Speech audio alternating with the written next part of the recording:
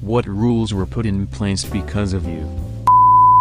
As a kindergartner, I once fell asleep in the bus. When I woke up, the bus was in the garage and I had to yell to get someone to get me out. So to this day, every bus driver in my school district needs to walk to the back of the bus and check every seat before they park the bus. Seems like a good rule to have. In history class in high school, there was about 10 of us really close friends. We would take every opportunity to make your mom jokes. A couple months into class, the teacher made us sign a treaty promising to stop making fun of each other's moms. We signed it, and started making fun of each other's dads. Improvise, adapt, overcome. Golf users can no longer return an unlimited hash of balls for tokens. When I was maybe 12-ish, there was a kids' outdoor play area, go-karts, batting cages, and indoor was something like a Chuck E. Cheese, token-based games, etc. You could get a wristband for maybe $15 and it'd get you unlimited rides, mini golf and some other activities. Everything else cost tokens. When you finished golfing, you'd get 2 tokens for bringing your ball back. Unlimited golf. 50 cents worth of play value inside, so my friends and I would go there, speed run 2 golf games and give the balls back, $1 to our pockets. Later on, we started just fishing balls out of the water hazards and turning them in, subtly at first and then in bulk later. The guys working there didn't care or actively laughed at it, so we'd have a few hundred tokens. Then we started selling them 5 for $1. We stopped buying the unlimited bands. I'd bike there and earn $25 in a couple of hours. Management eventually caught on and altered the token for ball exchange. I put a croissant in one of those hotel toasters. It soon became engulfed in flames and needed extinguishing. Next day at breakfast, they made a sign that said, "If you'd like your croissant toasted, please ask a member of staff." How? Back in the day, a radio station had a weekly trivia contest. The prize was a free pizza and movie rental. Somehow my mom figured out which book they were using for the trivia questions. She bought it and memorized all the answers. Each week we would call in immediately. Sometimes we were the first, but even if we weren't, it didn't matter because other people were usually just guessing.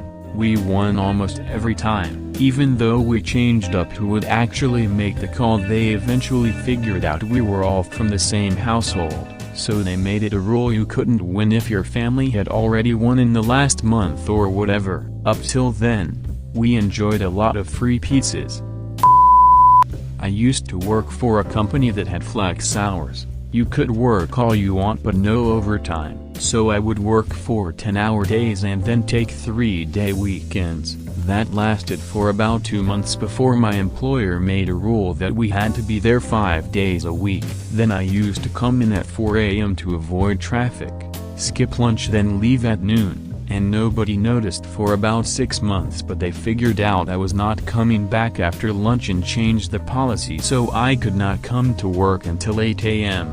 So I started working lots of extra time and started banking my flex time and saved up about 430 hours by October, 10 hours a week of OT, and was informed by HR that I could not roll it over in the new year. So I scheduled a 12-week vacation. Yeah. They made a new rule over that too.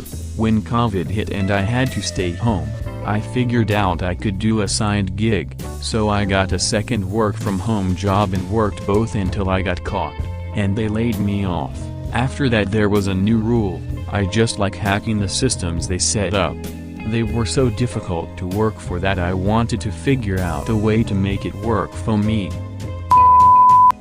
In middle school I would use Sharpies to tattoo myself. Other kids thought it was cool, so I started charging $1 per drawing wherever they wanted. Principal found out, and after I wouldn't stop, she put a ban on Sharpies for the entire school. Even the teachers couldn't bring them in. I'm a tattoo artist now. No typewriters in class. I was kind of a shit kid, and while my school allowed us to use laptops, I would play video games, primarily Warcraft 3, in class. No sound or anything, so I wasn't being a complete nuisance. But I wasn't doing my work. A teacher told me I couldn't use my laptop. I happened to have a 1950s Remington QuietWriter portable, all-mechanical typewriter. It was anything but quiet, with all of the tack-ka-tack-ka-tack-ka-tack-ka thing you'd expect from a typewriter. After one full day of studiously taking notes and doing my assignments via typewriter, my teacher said I could use my laptop as long as I didn't bring the typewriter to class.